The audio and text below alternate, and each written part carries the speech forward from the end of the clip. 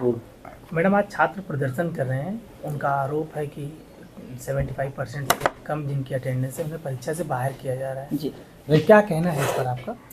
Actually ये हमारा एक मिड सेम का एग्ज़ाम चालू हो रहा है, जो कि कल से चालू होना था, लेकिन कल छुट्टी थी, इस वजह से आज से शुरू हुए हैं एग्ज़ाम। और इसमें जो भी ये हमारा मिड सेम एग्ज़ाम है, 15 मार्क्स का एग्ज़ाम है, और इसमें जिन बच्चों की अटेंडेंस 75% से कम है उनको एग्ज़ाम देने से रोका गया है, क्योंकि नियम में यही है कि 75% से जो हमारा जो ऑर्डिनेंस है उसमें है 75% से कम अटेंडेंस पे आप डिबार करेंगे। एक चीज़ और उन्होंने आरोप लगाया है, उनका ये कहना है कि अटेंडेंस का जो सिस्टम है वो मैनुअली है, तो कहीं ना कहीं पक्षपात किया जा रहा है। उनका ऐसा कहना देखिए, है। ऐसा तो नहीं है, ऑनलाइन भी सिस्टम है हमारे पास, लेकिन ऑनलाइन में स्टूडेंट्स को खुद को रजिस्ट्रेशन करना है।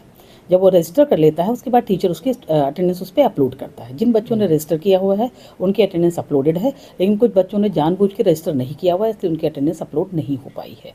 तो क्योंकि जब आप रजिस्टर्ड ही नहीं है तो आप अपलोडेड ही नहीं है, तो ये इशू है। अदरवाइज़ अटेंडेंस जो है वो एकदम सही है, अटेंडेंस का कोई भी इशू नहीं है। जिनका 75% से कम है, जो वेरीफाई होकर आया है हेड और डीन की तरफ से, उसी अटेंडेंस के बेसिस पे उनको बाहर किया गया है। क्या आगे कुछ रिलैक्सेशन? एक्चुअली ये मैं फिर आप लोगों के माध्यम से स्टूडेंट्स को भी ये कहना चाहूँगी कि ये कोई प्यूनिटिव एक्शन नहीं है हमारा। हम अपने बच्चों को कोई पनिशमेंट नहीं दे रहे हैं।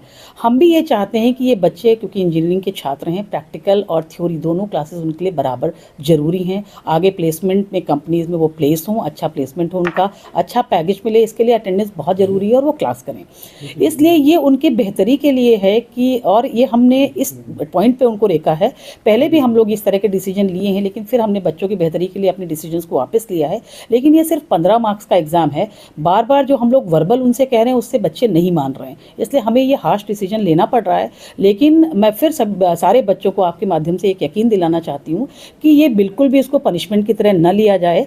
ये उसी तरह है कि हम बच्चों की बेहतरी के लिए काम कर रहे हैं कि कल को आगे आने वाले फाइनल सेमेस्टर में वो अपनी पूरी अटेंडेंस के साथ आएँ और प्लेसमेंट में बैठें, और जिससे कि प्लेसमेंट एजेंसीज में वो और अच्छे से परफॉर्म कर पाएँ और अच्छे पैकेज के साथ, ठीक है, क्योंकि के साथ हमारे इंस्टीट्यूट से बाहर निकलें, जिससे कि हमारे इंस्टीट्यूट की भी रेपुटेशन रहे और बच्चों को भी इसका लाभ मिल सके। मैडम, ये करीब 4 घंटे से प्रदर्शन कर रहे हैं।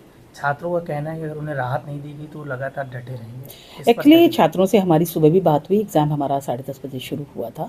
बच्चों से हमने कहा अगर आपके कोई ग्रीवेंसेस हैं तो आप एक एप्लीकेशन हमको दे दीजिए। बच्चे तैयार थे। हमने ये भी कहा था कि अगर कोई जेन्युइन रीज़न है तो डेफिनेटली हम आपका नुकसान नहीं होने देंगे और कंसीडर करेंगे इसको। लेकिन हमें बच्चों की बेहतरी के लिए ये डिसीजन लेना ही पड़ा, और ये केवल 15 मार्क्स का एग्ज़ाम है।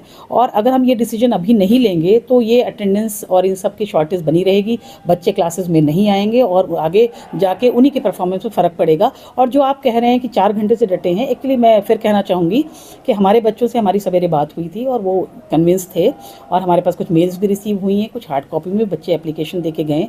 लेकिन कुछ बाहरी तत्व हैं जो कि यहाँ पर प्रदर्शन कर रहे हैं, जिसमें कि मुझे लगता नहीं है कि हमारे छात्र हैं। हो सकता है कुछ छात्र हों भी, लेकिन ज़्यादातर जो संख्या है वो हमारे छात्रों की नहीं है। मैडम, क्या उनके खिलाफ कोई एक्शन लेंगे? हमने अभी बात करी हुई है। हमने पुलिस से भी संपर्क किया हुआ है कि जो बाहरी छात्र हैं जो अनावश्यक इसमें अनाधिकार रूप से हस्तक्षेप कर रहे हैं, उनके खिलाफ एक्शन लिया जाए।